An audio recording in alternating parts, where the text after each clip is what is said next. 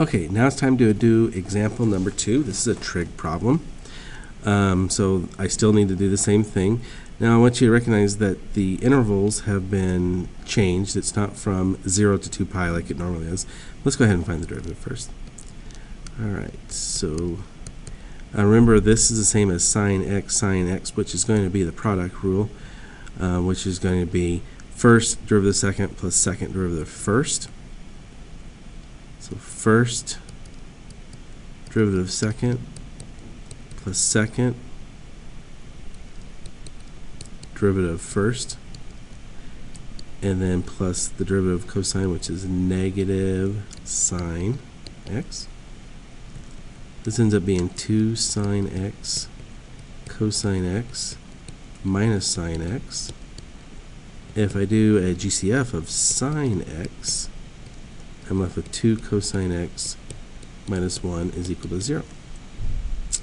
So I have sine x is equal to 0, or cosine x is equal to 1/2. Now sine x is equal to 0 at 0 degrees, or radians, and pi, but 0 is not in our domain, so it's only going to be at pi. Cosine is equal to 1/2 at pi thirds radians. So pi thirds radians is up here, but ours starts here, so we're not in here at all. Right here we have 1 pi thirds, 2 pi thirds, 3, 4, 5, and 6. Up here, cosine is also negative, so it has to be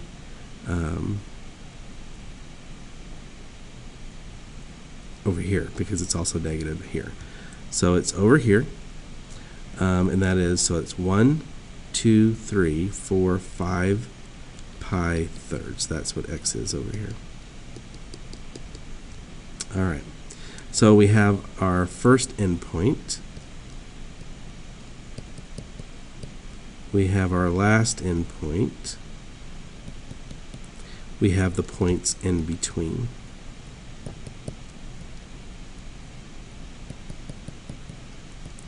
And we're going to plug them in and see what you get. So like, for example, pi halves, sine at pi halves is 1, squared is 1.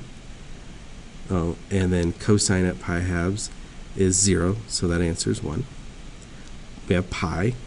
Sine at pi is 0, cosine at pi is -1, so that's -1.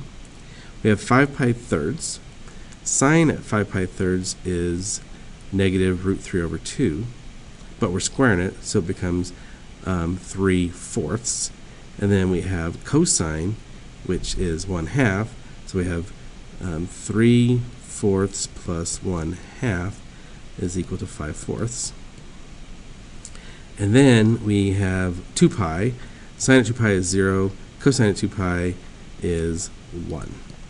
All right, so there's our value. So we have an absolute maximum,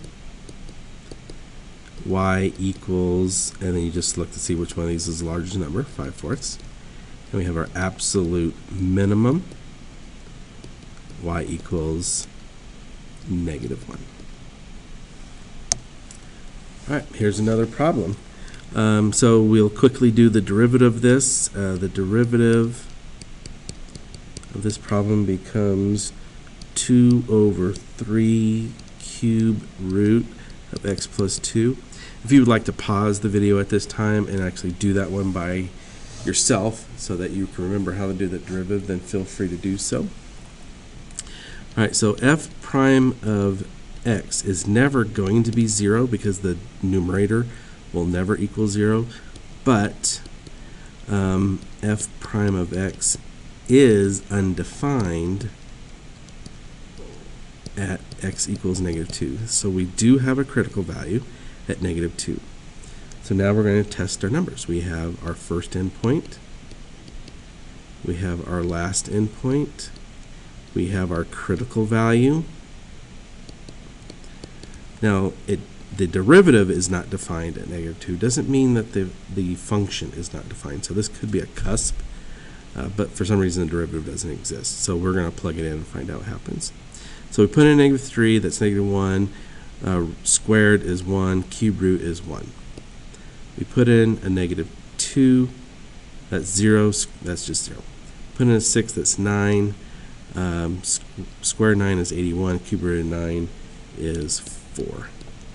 And if you need to test those, that's fine. So we have absolute maximums, absolute minimums. So again, remember, it's an existence theorem. It doesn't do anything. We haven't done any new magic or math. We're taking the math that we've already been doing and now comparing it to the endpoints to guarantee that there's some kind of a maximum. So our absolute maximum is at y equals 4, and our absolute minimum is y equals 0. All right. Then when we go over to do number 4, and you try to do the derivative, so the derivative of this is going to be, we learned the derivative of logarithms is the derivative over the function. So it's going to be 2x over x squared minus 4. And so we get an x equals 0 for the derivative, but then we're undefined at x equals -2 and 2. But because this is a logarithm, you have to be really, really careful. As you look at a logarithm, there is a domain restriction to logarithms. You cannot be negative and you cannot be 0. So there is an interval where that happens for this. If this is equal to 4, if x squared is equal to 4, then I get a 0. If x squared is less than 4, then I get a negative. So I need to take into account what happens there. So you cannot have this if x is less than or equal to 0. Right? Does not exist. So if I have -2, and if I have 2, then at -2, I get 4 minus 4, which is 0. Can't have that. At 2, I get 4 minus 4, which is 0. I can't have that. If I pick a number between, say, 1, then that's a negative. 0 is a negative. -1 is a negative. So any number that's between -2 and 2 makes the original function undefined. And you can graph this if you want, and you can see that between -2 and 2, this function does not exist. Well, the problem with that is part of our domain. That is part of our closed value that they want us to test this at. And the number one rule for the extreme value theorem is that the graph needs to be continuous, and this graph is not continuous. So h of x is not continuous. So EVT does not apply. Okay, so that's our first look at the extreme value theorem. That should be enough to get through your assignment, and we will have a discussion on this when I get back. Please look at the first 2 pages. That's some old stuff. Good review. Thank you.